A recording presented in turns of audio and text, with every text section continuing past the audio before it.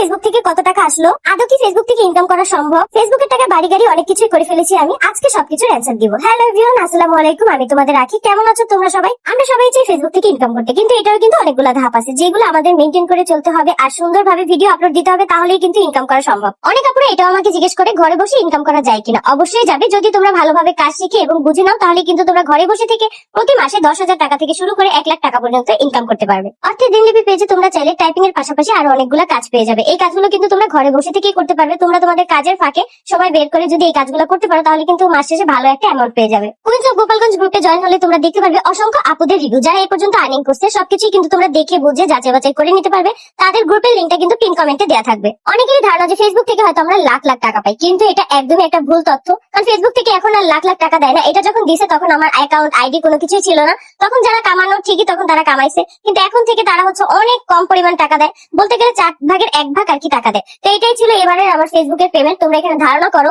যে এখানে কত টাকা হতে পারে। যদি কেউ বলতে পারো তাহলে অবশ্যই আমি কমেন্টে রিপ্লাই করবো। ফেসবুকের টাকা যদি বাড়ি গাড়ি করা যেত, তাহলে সর্বপ্রথম মনে হয় আমিই বাড়ি করতাম। কারণ আমি যে পরিমাণ হিসাব করে চলি, আমার মতো মনে হয় না কোনো ব্লগার আপুরা অথবা ভাইয়ারা এত পরিমাণ হিসাব করে। কারণ আমি সবসময় চিন্তা করি যে আমার একটা ছোট বাচ্চা আছে, আমার ছোট বাচ্চার ভরণ পোষণ সবকিছুই কিন্তু আমার করতে হয়। আমার পাশাপাশি তার নানাও আছে, সেও কিন্তু করে, কিন্তু তারপরেও মেইন টেনশনটা কিন্তু আমার মাথায় থাকে। তারপরেও সবকিছু চিন্তা ভাবনা করেই রেখেছি, কারণ আল্লাহর রহমতে সবকিছু যদি ফুলফিল হয়, তাহলেই আমি তোমাদের সাথে সবকিছু শেয়ার করবো। কারণ আমি জানি যে তোমরা আমাকে কতটা ভালোবাসো, সাথে করে আমার বেবিটাকেও তোমরা অনেক বেশি ভালোবাসো। আমি যদি তোমাদের সাথে সবকিছু শেয়ার না করি, তাহলে কাদের সাথে করবো? তোমরাই আমাকে ভালোবেসে আজকে এই পর্যন্ত নিয়ে আসছো। তো সর্বপ্রথম কিন্তু তোমরাই জানতে পারবে, আমি তোমাদেরকে সেই সুখবরটা দিব। তো এই যে আজকে আয়েশের জন্য টাকা পেয়ে আমি সর্বপ্রথম এই কাজটা করে থাকি।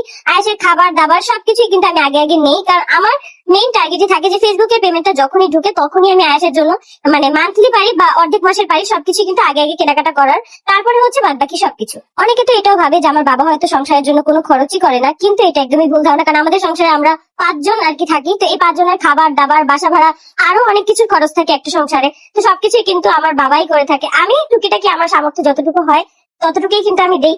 এত কম ইনকামে আমি কিভাবে আমার পুরো সংসারটা চালাবো, এটাই আসলে বুঝি না। যে কিছু কিছু মানুষের জ্ঞান বুদ্ধি বিবেক কোনো কিছুই নাই। আমি তোমাদেরকে জাস্ট একটু ধারণা দেই যে এবার আমার আর্নিং কত হয়েছে। এবার আমার আর্নিং হয়েছে 15,000 থেকে 20,000 টাকার মাঝামাঝি। এরকম হচ্ছে আমার ফেসবুকের আর্নিং।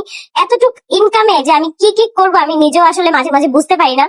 তো যাই হোক, আল্লাহর রহমতে ভালোই চলতেছে। আল্লাহ তাআলা যেভাবে রাখছে এইভাবেই আলহামদুলিল্লাহ। অনেক মানুষের অনেক অনেক টাকা আছে, কিন্তু তারপর মানসিক শান্তি নেই। আমি সবসময় চাই যে মানসিক শান্তি আমার যদি কম টাকাও থাকে, এটা নিয়ে আমি সবসময় সুখী থাকতে চাই।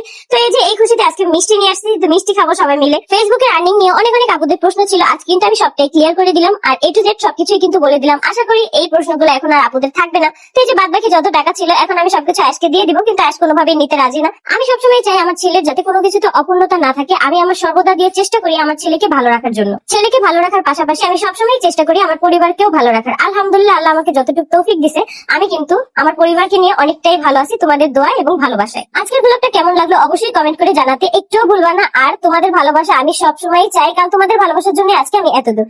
তো আজকের মতো এই পর্যন্তই বিদায় নিলাম।